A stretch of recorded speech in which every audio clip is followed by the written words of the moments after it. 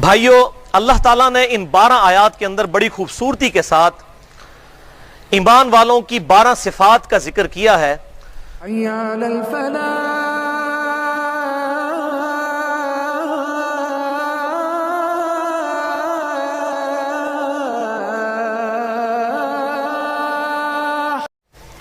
سورۃ الفرقان آیات نمبر 63 سے لے کر اینڈ تک ایمان والوں کی پہلی صفت، وعباد الرحمن الذین یمشون علی الارض ہونا، رحمان کے بندے وہ ہیں جو زمین پر آہستگی کے ساتھ، بڑی عاجزی کے ساتھ چلتے ہیں، یعنی وہ تکبر کے ساتھ جوتے پٹخاتے ہوئے اور اکڑتے ہوئے نہیں چلتے، بلکہ اس زمین پر اپنے آپ کو اپنے رب کا غلام اور بندہ سمجھتے ہوئے عاجزی کے ساتھ چلتے ہیں۔ اسی میں کراس ریفرنس کے طور پر جو قرآن حکیم میں 10 کمانڈمنٹس آئی ہیں سورہ بنی اسرائیل میں آیت نمبر 23 سے لے کر 39 تک، ان میں سے ہی آیت نمبر جو 37 ہے، آخری کمانڈ وَلَا تَمْشِ فِي الْأَرْضِ مَرْحًا، اور مت چل زمین میں اکڑ کر، اِنَّكَ لَن تَخْرِقَ الْأَرْضَ وَلَن تَبْلُغَ الْجِبَالَ طُولًا، بے شک نہ تو اکڑ کر زمین کو پھاڑ سکتا ہے اور نہ یوں اکڑ کے پہاڑوں کے برابر بلندی کو پہنچ سکتا ہے۔ امام کائنات سید الاولین والآخرین شفیع المذنبین رحمت للعالمین سیدنا و مولانا امام اعظم محمد رسول اللہ صلی اللہ علیہ وآلہ وسلم کی حدیث ہے، صحیح مسلم میں انٹرنیشنل نمبر کے مطابق 265 نمبر حدیث، جو اس تکبر کو بڑا کھول کر بیان کرے گی کہ آپ صلی اللہ علیہ وسلم نے ارشاد فرمایا، جس کے دل میں رائی کے دانے کے برابر بھی تکبر ہوا، ایسا شخص کبھی جنت میں داخل نہیں ہوگا۔ لیکن یہ یاد رکھیے گا، یہ دل کی کیفیت ہے، کوئی کسی پہ فتویٰ نہیں لگا سکتا کہ یہ متکبر ہے، یہ اللہ اور اس کے بندے کا معاملہ ہے۔ یہ ہر شخص نے خود اپنے بارے میں دیکھنا ہے کہ میرے اندر کوئی ایسا تکبر تو نہیں ہے۔ تو صحابہ اکرام نے عرض کیا، اللہ کے محبوب صلی اللہ علیہ وسلم، صحیح مسلم 265 نمبر حدیث، بسا اوقات انسان کی خواہش ہوتی ہے کہ اس کے کپڑے اچھے ہوں، اس کی جوتیاں اچھی ہوں، کیا یہ بھی تکبر ہے؟ تو آپ صلی اللہ علیہ وسلم نے فرمایا، یہ تکبر نہیں ہے، بلکہ تکبر یہ ہے کہ تم حق بات سے اناد کرو اور دوسروں کو حقیر سمجھو۔ یعنی میں نے اگر اچھے لباس پہنا ہے، اچھے جوتے پہنے، کوئی حرج نہیں، لیکن میں اگر کسی غریب کو اس نظر سے دیکھتا ہوں کہ یہ تو غریب غربا ہے، 2 ٹکے کا انسان ہے، تو اب وہی لباس میرے لیے تکبر کا لباس بن جائے گا۔ اور پہلے نمبر پر کیا ارشاد فرمایا؟ تم حق بات سے اناد کرو، حق بات کو ٹھکرا دو، یہ سب سے بڑا تکبر ہے۔ کوئی تمہیں کتاب و سنت سے حق بات بتائے اور تم ماننے کے لیے تیار نہ ہو، اور واقعی بہت بڑا تکبر ہے۔ یعنی اللہ اور اس کے محبوب صلی اللہ علیہ وسلم کی بات کو ریجیکٹ کر دینا، اس سے بڑا اور کیا تکبر ہوگا؟ اور دوسروں کو حقیر جانو۔ اور ساتھ آپ صلی اللہ علیہ وسلم نے ایک جملہ بھی بولا، ان اللہ جمیل ویحب الجمال، بے شک اللہ بھی خوبصورت ہے اور خوبصورتی کو پسند فرماتا ہے۔ تکبر یہ نہیں ہے کہ تم اچھا لباس پہنو یا اچھی جوتیاں پہنو، بلکہ تکبر یہ ہے کہ تم حق بات سے اناد کرو اور دوسروں کو حقیر سمجھو۔ ایمان والوں کی دوسری صفت، وَإِذَا خَاطَبَهُمُ الْجَاهِلُونَ قَالُوا سَلَامًا، جب کبھی جاہلوں سے ان کا واسطہ پڑتا ہے، یعنی ایسے لوگ جو بات ماننے کے لیے تیار نہیں ہوتے، تو کہتے ہیں سلامہ، سلام متارکت ان کو کرتے ہیں، جس کو انگلش میں ہم کہتے ہیں اوائڈ کرنا، بس وہ دور سے سلام کرتے ہیں، بحث میں نہیں الجھتے۔ ایسے لوگوں کے ساتھ جنہوں پنجابی چسی کہنے ہیں جدہ کان چٹا ہے، یعنی جو کوے کو کہے نا سفید ہے، کالے کوے کو، تو اب اس کے ساتھ کیا بحث کی جا سکتی ہے؟ تو یہ ایمان والوں کی نشانی ہے کہ اگر کوئی جاہل بحث کرے، یعنی وہ یہ سمجھ لے کہ اس کو بات سمجھ آئی ہوئی ہے لیکن یہ بات ماننا نہیں چاہ رہا، تو پھر اس کے ساتھ بات نہ کی جائے کہ بھائی آپ کسی اور سے جا کر بات پوچھ لیں، میں تو اتنا ہی آپ کو بتا سکتا تھا۔ تو یہ ہمیں اللہ تعالیٰ نے ترغیب دلائی، اور سورۃ البقرہ کے اندر کیٹاگوریکلی یہ مینشن ہوا، لا اکراہ فی الدین قد تبین الرشد من الغی، سورۃ البقرہ آیت نمبر 256۔ دین قبول کرنے کے معاملے میں کسی پر جبر نہیں ہے، اللہ تعالیٰ نے حق کو گمراہی سے بالکل الگ کر کر بیان کر دیا ہے، جس کی مرضی ہے قبول کرے، انا ہدیناہ السبیل اما شاکرا و اما کفورا، جس کی مرضی حق قبول کرے، جس کی مرضی انکار کر دے۔ زبردستی ہم کسی کو ہدایت پر لانے کے لیے کوشش نہیں کر سکتے، بات کھول کر بیان کرنا بس یہ ہماری ذمہ داری ہے۔ ایمان والوں کی تیسری صفت، والذین یبیتون لربہم سجدا وقیاما، یعنی رحمان کے بندے وہ ہیں جن کی راتیں اپنے رب کے حضور سجدے اور قیام میں گزرتی ہیں۔ بلکہ اس سے بھی اگلا ورژن ہے سورہ آل عمران 191 نمبر آیت میں، کہ جس کا ایمان کنوکشن والا ہوگا اس کی کیا صورتحال ہوگی۔ الذین یذکرون اللہ قیاما وقعودا وعلی جنوبہم، ایمان والے تو ہیں جو کھڑی ہوئی حالت میں، بیٹھی ہوئی حالت میں، کروٹوں پر لیٹے ہوئے بھی اپنے رب کو یاد کرتے ہیں ہر حال میں۔ ایمان والوں کی چوتھی صفت،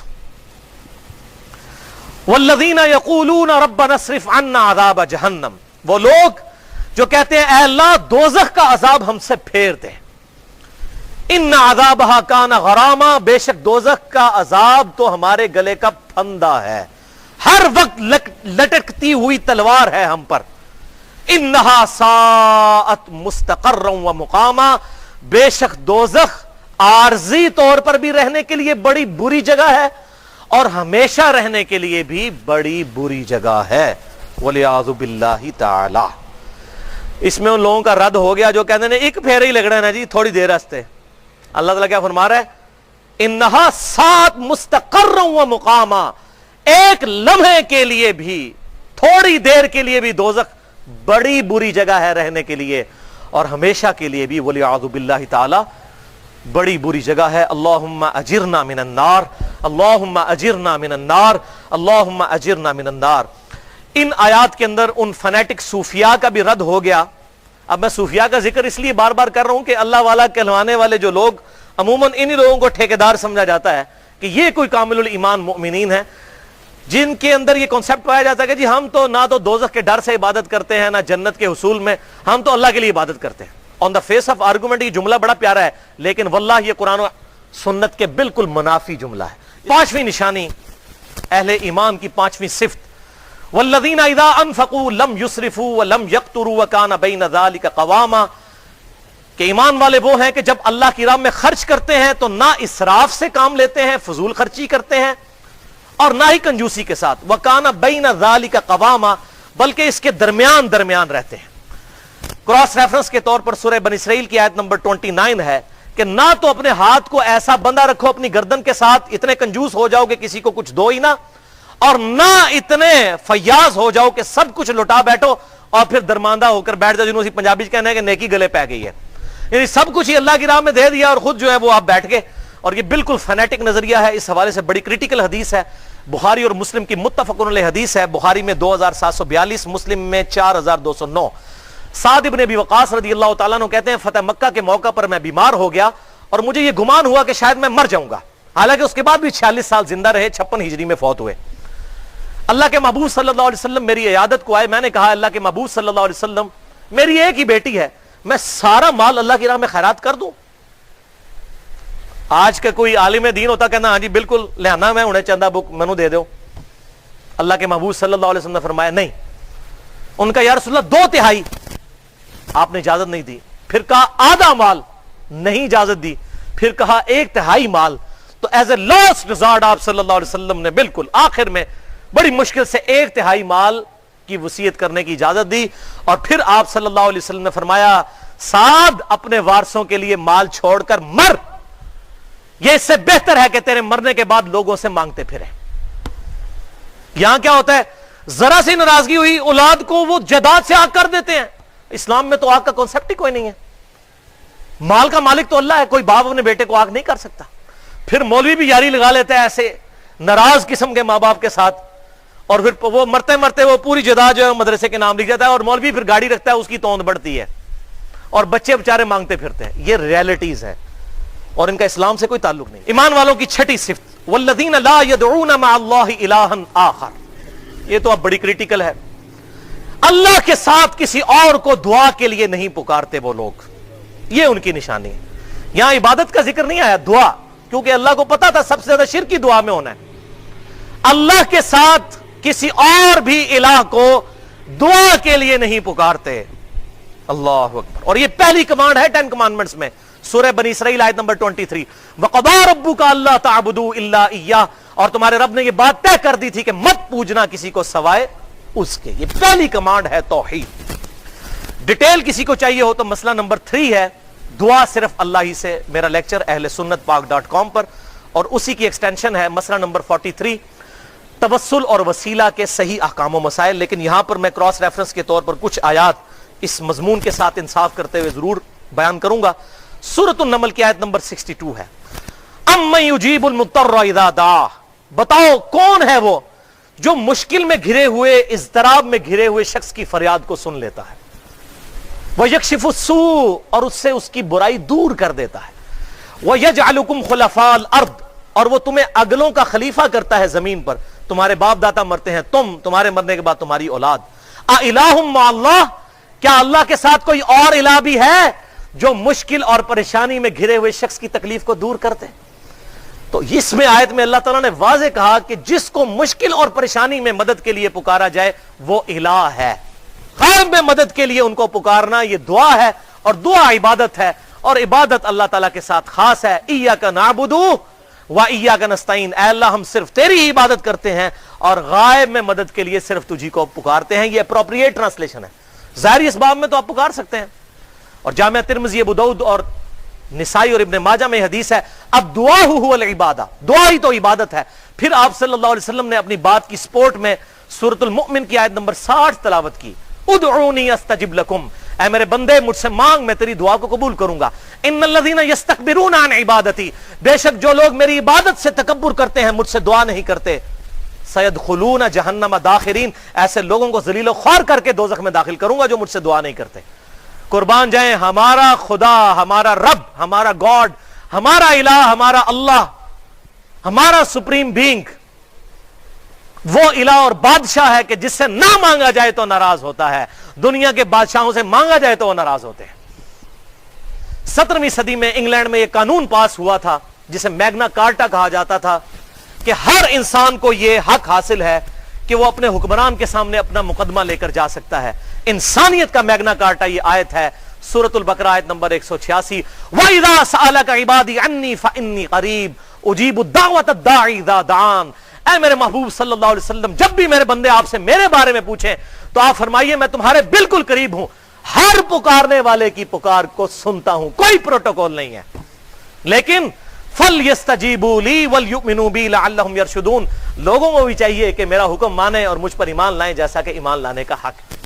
7ویں صفت ایمان والوں کی, وَلَا يَقْتُلُونَ النَّفْسَ الَّتِي حَرَّمَ اللَّهُ إِلَّا بِالْحَقِّ, وہ کبھی بھی کسی جان کو قتل نہیں کرتے بفتوی شریعت.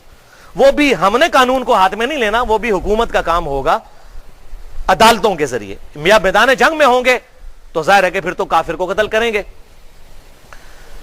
تو ایمان والے وہ ہیں کہ جو کسی کو قتل نہیں کرتے بفتوی شریعت کے علاوہ.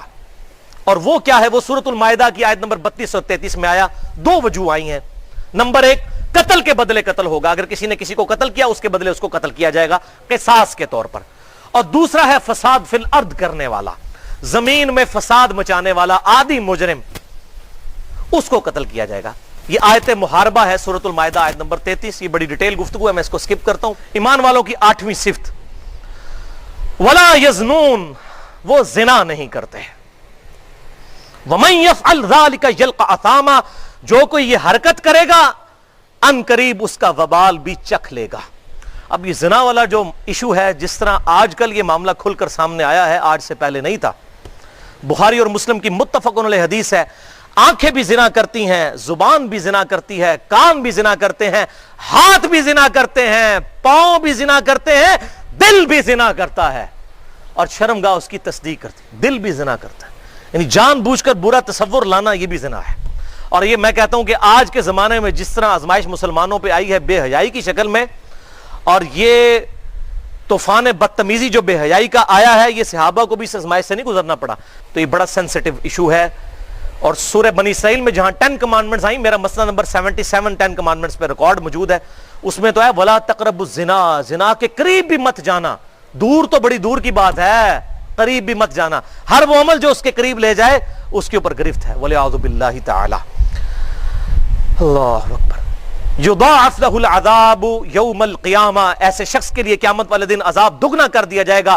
وَيَخْلُقْ فِيهِ مُهَانًا, اور اسے ذلیل و خوار کر کے دوزخ میں داخل کیا جائے گا الا من تابا، ہاں مگر جو توبہ کر لے، وآمن اور ایمان لے آئے صحیح معنوں میں جو ایمان لانے کا حق ہے، وعمل عملا صالحا اور وہ نیک اعمال بھی کرنا شروع کر دے، فاولئک یبدل اللہ سیئاتہم حسنات تو ایسے لوگوں کے گناہوں کو بھی اللہ تعالیٰ نیکیوں سے بدل دے گا اگر وہ صحیح توبہ کر لے، چاہے وہ شرک سے بھی توبہ کرے، کیونکہ پیچھے شرک کا کانٹیکسٹ بھی آیا ہے۔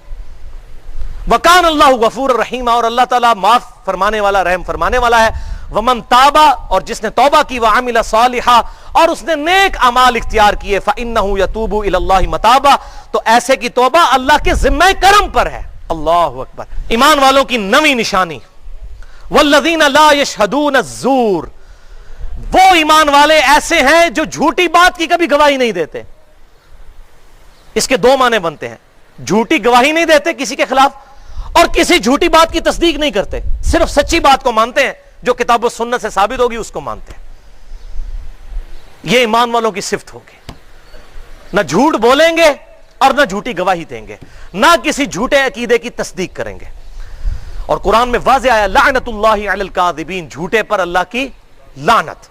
اور بخاری اور مسلم کی متفق علیہ حدیث ہے، منافق کی 4 نشانیاں ہیں، جس میں چاروں پائی جاتی ہوں وہ پکا منافق ہے، اور جس میں ایک پائی جاتی ہو وہ بھی منافق ہے جب تک کہ اس کو چھوڑ نہ دے۔ وہ 4 نشانیاں بخاری اور مسلم میں، کتاب الایمان چیپٹر میں، بخاری میں 34 نمبر، مسلم میں 210۔ جب امانت رکھی جائے خیانت کرے، نمبر 1۔ نمبر 2 بات کرے تو جھوٹ بولے، نمبر 3 وعدہ کرے تو اس کے خلاف کرے۔ وعدہ یہ نہیں ہوتا کہ میں وعدہ کرتا ہوں کہ یہ کروں گا، نہیں، آپ نے کسی کو کہہ دیا نا ہاں جی میں یہ کروں گا، وعدہ ہو گیا۔ وعدے کا لفظ بولنا ضروری نہیں ہوتا۔ لوگ کہتے ہیں ہاں جی میں آواں گا پر وعدہ نہیں کرتا۔ او بھائی پھر کیوں کہہ رہے ہیں میں آواں گا؟ خالی یہ کہہ رہے، یہ نہیں ہوتا وعدہ کرتا ہوں میں، اس طرح کہنا نہیں ضروری ہوتا۔ چوتھا، جب جھگڑا ہو تو گالی گلوچ پر اتر آئے۔ جھگڑا ہو سکتا ہے لیکن گالی گلوچ، ولگر لینگویج نہ آئے۔ اور دوسری حدیث بخاری اور مسلم کی انتہائی کریٹیکل حدیث ہے، بخاری میں 2654، مسلم میں 259 نمبر، انتہائی امپریسو یہ حدیث ہے۔ آپ صلی اللہ علیہ وسلم نے فرمایا، میرے صحابہ 3 بار فرمایا، میں تمہیں بڑے بڑے گناہ نہ بتا دوں؟ نمبر 1 اللہ کے ساتھ شرک کرنا، سب کو پتا ہے۔ نمبر 2 ماں باپ کی نافرمانی کرنا، سب کو پتا ہے۔ اور نمبر 3 جب آپ نمبر 3 پر آئے نا تو صحابہ کہتے ہیں کہ آپ تکیے پر ٹیک لگائے ہوئے بیٹھے تھے یوں، پھر آپ فوراً اٹینٹو ہو کے ایسے بیٹھ گئے، یعنی کوئی خاص بات۔ اور پھر آپ صلی اللہ علیہ وسلم نے فرمایا، دیکھنا جھوٹ نہ بولنا، جھوٹ نہ بولنا، جھوٹ نہ بولنا، جھوٹ نہ بولنا، جھوٹ نہ بولنا، جھوٹ نہ بولنا۔ یہ بات آپ رپیٹ کرتے رہے یہاں تک کہ صحابہ کہتے ہیں ہم ڈر گئے کہ اللہ کے محبوب خاش خاموش ہو جائیں۔ اور جھوٹ کتنا عام ہے، جھوٹے بہانے کتنے عام ہیں۔ اللہ۔ 10ویں نشانی اہل ایمان کی، وَإِذَا مَرُّوا بِاللَّغْوِ مَرُّوا كِرَامًا جب کبھی وہ لغو چیز کے پاس سے گزرتے ہیں تو بڑی شریفوں کی طرح دامن بچا کے، یعنی اگر بازار سے گزر رہے ہیں تو یہ نہیں ہے کہ یوں تاڑتے ہوئے، نظروں کی حفاظت کرتے ہوئے گزرتے ہیں۔ یا کبھی ہمارے یونیورسٹیز اور کالجز کے زمانے میں یہ چیز ہوتی تھی، کبھی اس طرح کی سرمنیز ہوتی تھی جہاں پر بے پردہ عورتیں بھی آ جاتی ہیں، بسا اوقات شادی کے موقع پر ایسے کہیں پر جانا پڑ جاتا ہے تو اپنی نگاہوں کو جھکا کر وہاں سے گزرتے ہیں۔ اور یہاں پر سنن طبرانی کی ایک حدیث یاد کر لیجئے، صحیح سند کے ساتھ ہے کہ آپ صلی اللہ علیہ وسلم نے فرمایا، کسی غیر محرم عورت کو ہاتھ لگانا، صرف ہاتھ لگانا، ٹچ کرنا، یہ اس سے بڑا گناہ ہے کہ کسی شخص کے سر کے اندر لوہے کی کیل ٹھوک دی جائے، اس سے بڑی تکلیف اس گناہ کی ہونے والی ہے۔ ایمان والوں کی 11ویں نشانی، سیکنڈ لاسٹ، ان کی صفت، والذین اذا ذکروا بآیات ربہم وہ لوگ ہیں کہ جب انہیں نصیحت کی جاتی ہے ان کی رب کی آیات سنا کر، لم یخروا علیہا صما وعمیانا تو وہ گونگے بہرے اور اندھے ہو کر آیات نہیں سنتے، بلکہ اس نیت سے سنتے ہیں کہ ہاں ہم نے اس پہ عمل بھی کرنا ہے۔ اور معذرت کے ساتھ جسے پتہ ہی نہیں کہ یہ آیت کیا بیان ہو رہی ہے تو وہ بھی اسی کیٹیگری میں فال کرتا ہے، یا سن کر اس کان سے سن کر اسی سے ہی نکال دے، ادھر سے نہ نکالے کہ شاید 2 باتیں کوئی دماغ میں بیٹھ ہی نہ جائیں، یہاں سے سن کر یہاں سے ہی نکال دے۔ تو اللہ تعالیٰ فرماتا ہے ایمان والوں کو جب نصیحت کی جاتی ہے وہ سیریس ہوتے ہیں۔ مثلا جب آپ کو پتا چلا یار بخاری مسلم میں نماز کا طریقہ یہ لکھا ہے، اس کے بعد میری مجال ہے میں دوسرے طریقے پہ نماز پڑھ جاؤں، بہت بڑا ڈھیٹ ہوں گا میں، ایمان والا تو نہیں ہوں پھر قرآن کی روح سے۔ نصیحت مجھے کوئی کرے میں اس پہ عمل کیوں نہ کروں۔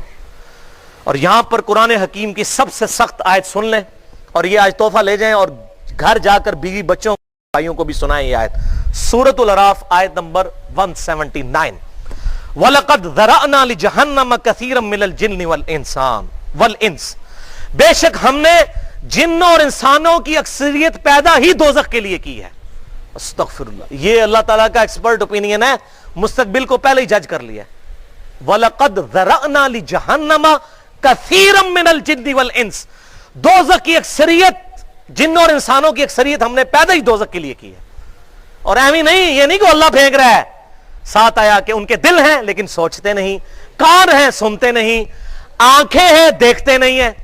اولئک کالانعام بل ہم اضل، یہ تو چوپایوں کی مانند ہیں، جانوروں کی طرح، بلکہ ان سے بھی گئے گزرے ہیں جو ان اعضاء کو استعمال کر کے حق بات حاصل نہیں کرتے۔ کتنا سخت فتویٰ ہے اللہ تعالیٰ کا، یہ جانوروں کی مانند ہیں جو اپنے ان اعضاء کو استعمال کر کے کتاب و سنت کی تعلیمات پر عمل کر کے دنیا کی زندگی میں گاڈ کو سیریس نہیں لیتے۔ اور پھر سورہ السجدہ کی آیت نمبر 22 ہے، وَمَنْ أَظْلَمُ مِمَّنْ ذُكِّرَ بِآيَاتِ رَبِّهِ ثُمَّ أَعْرَضَ عَنْهَا، سب سے بڑا ظالم کون ہے، اس سے بڑھ کر ظالم کون، جسے رب کی آیات پڑھ پڑھ کر ڈر سنایا جائے اور وہ رخ پھیر لے۔ إِنَّا مِنَ الْمُجْرِمِينَ مُنْتَقِمُونَ، ایسے مجرموں سے تو ہم انتقام لے کر چھوڑیں گے۔ انتقام کا لفظ استعمال کیا ہے، جس کو قرآن و سنت سے ترغیب دلائی جائے اور کہ جی تسی اپنی قبر جانا ہے، میں اپنی قبر، وما علینا الا البلاغ المبین، ہمارا کام تو نہیں ہے مگر صاف صاف پہنچا دینا۔ آخری صفت ایمان والوں کی 12ویں صفت، اور ساتھ ہی جنت کی خوشخبری بھی ہے ان کے لیے، والذین یقولون ربنا هب لنا من ازواجنا وذریاتنا قرۃ اعین واجعلنا للمتقین اماما، ایمان والے وہ ہیں جو اللہ کے حضور دعا کرتے ہیں، اے اللہ ہماری بیویوں اور ہماری اولاد میں ہماری آنکھوں کی ٹھنڈک بنا دے، یعنی ہماری آنکھیں ٹھنڈی ہی ہوں جب وہ نیک اعمال کریں، وَجَعَلْنَا لِلْمُتَّقِينَ اماما، اور ہمیں پرہیزگاروں کا امام بنانا۔ یہ امام مسجد والا امام نہیں ہے، اس سے مراد ہے ہم فور فادرز، آباء و اجداد بنے ان لوگوں کے جو نیک ہوں، یعنی ہماری نسلیں نیک ہوں، ہم ان کے امام ہوں، یہ دعا کرتے ہیں۔ اولئک یجزون الغرفۃ بما صبروا، یہ وہ لوگ ہیں جن کو اللہ نے صبر کے بدلے میں جنت کے بالا خانے دیے ہیں، بڑے بڑے بلڈنگز جنت کے اندر، اپارٹمنٹس، صبر کے بدلے میں۔ صبر کے اندر پورا دین ہے۔ صبر کی 3 قسمیں یاد رکھے، تکالیف پر صبر، شریعت پر صبر، گناہوں سے بچنے پر صبر۔ وَيُلَقَّوْنَ فِيهَا تَحِيَّةً وَسَلَامًا، اور وہاں پر ان کی گریٹنگز کے ساتھ استقبال ہوگا جنت میں فرشتے آداب اور سلامتی کے ساتھ۔ یہاں بھی آپ کسی وہ 5 سٹار ہوٹل میں جائیں نا تو وہ جو بار بوائز کھڑے کیے ہوتے ہیں السلام علیکم السلام علیکم سب کو کر رہے ہوتے ہیں نا، تو فرشتے کھڑے ہوں گے ایسے لوگوں کے لیے آداب اور سلامتی کے ساتھ، خالدین فیہا، وہ رہیں گے اس میں ہمیشہ ہمیش، حسنت مستقر و مقامہ، اور جنت کیا ہی اچھی جگہ ہے، تھوڑی دیر کے لیے بھی اور ہمیشہ کے لیے رہنے کے لیے بھی۔ دنیا میں آپ کاغان نران مری میں چلے جائیں نا، 4 دن کے بعد بندہ اوازار ہو جاتا ہے، لیکن اللہ تعالیٰ فرماتا ہے جنت کی وہ نعمت ہے جہاں ہمیشہ رہ کے بھی انسان اوازار نہیں ہوگا۔ بخاری اور مسلم کی متفق علیہ حدیث ہے کہ اللہ تعالیٰ نے اپنے بندے کے لیے جنت میں وہ نعمتیں تیار کر رکھی ہیں جو نہ کسی آنکھ نے دیکھی، نہ کسی کان نے سنی، نہ کسی کے دل پر اس کا کھٹکا گزرا۔ اور صحیح مسلم میں حدیث ہے، واللہ آج گھر جا کے صحیح مسلم میں جنت والا چیپٹر پڑھیں تو دل کرے گا آج ہی آپ بیوی بچوں کو بھی چھوڑ کے جنت میں پہنچ جائیں، اگر انسان کے اختیار میں ہو۔ یا مشکات میں آپ جو انسائکلوپیڈیا آف حدیث ہے جس میں میں نے پورا لیکچر دیا ہے، مسئلہ نمبر 111B، اس کی 3 اور آخری جلد کے اندر جنت کا چیپٹر پڑھیں آپ۔ قل ما یعبؤ بکم ربی، اے نبی فرما دیجئے صلی اللہ علیہ وسلم میرے رب کو تمہاری کوئی پرواہ نہیں ہے، لولا دعاؤکم، اگر تم اسے نہیں پکارو گے، اس کو کوئی ٹینشن نہیں ہے اگر تم اس کی عبادت نہیں کرو گے، اس کو دعا میں نہیں پکارتے۔ اور ایک فہم یہ ہے کہ دیکھنا پھر اللہ تعالیٰ تمہاری بھی کوئی پرواہ نہیں کرے گا اگر تم اسے نہیں پکارو گے، پھر مجھ سے کوئی خیر کی امید نہ رکھنا۔ تو بھائیو اللہ تعالیٰ فرما رہا ہے کوئی پرواہ نہیں اگر تم اس کو نہیں پکارو گے، لیکن فقد کذبتم، تم جھٹلاتے ہو اور جھٹلا چکے ہو، فسوف یکون لزاما، یہ نہ سمجھنا دنیا میں کھلی چھٹی ہے تو آخرت میں بھی ہوگی، ان قریب اس کا وبال تمہیں چمٹ کے رہے گا، والعیاذ باللہ تعالی۔ اور یہ آیت سخت ترین آیت سورۃ المؤمنون آیت نمبر 115، افحسبتم انما خلقناکم عبثا، کیا تم نے گمان کیا کہ ہم نے تمہیں ویسے ہی پیدا کر دیا، وَأَنَّكُمْ إِلَيْنَا لَا تُرْجَعُونَ، اور تم نے پلٹ کر ہماری بارگاہ میں واپس نہیں آنا، تم نے یہ گمان کیا ویسے ہی، اور بھائیوں جس نے ہمیں ہماری مرضی کے بغیر پیدا کر دیا وہ ہمارے ساتھ کچھ بھی کرنے پر قادر ہے. اس بات کے اوپر غور کریں, اللہ نے ہماری مرضی کے بغیر ہمیں پیدا کیا ہے, وہ ہمارے ساتھ کچھ بھی کر سکتا ہے. ہماری جائے پناہ صرف ہمارا خدا ہے, ہمارا رب ہے, اسی کے دامن کرم میں ہم پناہ لیں. اب آخر میں ایک صرف مثال کے طور پر آپ کو بات پیش کرتا ہوں بھائیوں, کہ دیکھیں دنیا میں ہم یہ کتنی باتیں دیکھتے ہیں. اکثر لوگ کہتے ہیں کہ جی جناب اللہ تعالیٰ 70 ماؤں سے بڑھ کر پیار کرنے والا ہے, حالانکہ کسی حدیث میں نہیں ہے. اللہ رحم فرمانے والا ہے, کوئی شک نہیں ہے اس میں, لیکن رحمت کی ڈیفینیشن قرآن میں وہ نہیں جو ہم نے سمجھی ہے کہ فل نافرمانی کریں اور آندہ توبہ بھی نہ کریں اور پھر بھی یہ کام کرتے رہیں اور کہیں جی اللہ کی رحمت سے معافی ہو جائے گی. نہیں, دنیا میں آپ دیکھتے ہیں کتنے لوگ ہیں, کتنی ایسی عورتیں ہیں جن کے 4-5 چھوٹے چھوٹے بچے ہوتے ہیں اور اللہ تعالیٰ ان کی ماں ان سے چھین لیتا ہے. چھینتا ہے کہ نہیں؟ یہ میرے دماغ میں ایک حکمت کی بات آئی ہے. آپ مجھے بتائیے, آپ کو اور مجھے اختیار ہو, کیا ہم کسی ایسی عورت کو موت دیں جس کے چھوٹے چھوٹے 4-5 بچے ہوں؟ ان بچوں کا کیا مستقبل ہوگا؟ لیکن اللہ تعالیٰ پرواہ کرتا ہے, تو بس ڈر جائیں. بالکل اس طریقے سے اللہ تعالیٰ کو کوئی یار نہیں ہے اپنے نافرمانوں کو دوزخ میں پھینکنے سے. دنیا میں اللہ تعالیٰ جب چاہتا ہے جس کے لیے چاہتا ہے جو فیصلہ کرتا ہے, کوئی اسے پوچھ نہیں سکتا. بخاری اور مسلم کی متفق علیہ حدیث ہے کہ امام کائنات صلی اللہ علیہ وسلم نے ارشاد فرمایا, کوئی شخص بھی اللہ کی رحمت کے بغیر جنت میں داخل نہیں ہوگا. ایک صحابی نے بڑی جرأت کر کے عرض کیا, اللہ کے محبوب کیا آپ بھی؟ آپ نے فرمایا ہاں میں بھی, جب تک میرے رب کی رحمت مجھے ڈھانپ نہ لے میں بھی جنت میں نہیں داخل ہو سکتا. تو رب کی رحمت کی تو اللہ کے محبوب کو بھی ضرورت ہے صلی اللہ علیہ وسلم. رحمت بالکل الگ چیز ہے. ڈیٹم لائن کے اوپر حلال اور حرام کی تمیز کرتے ہوئے زندگی گزارنا یہ ضروری ہے.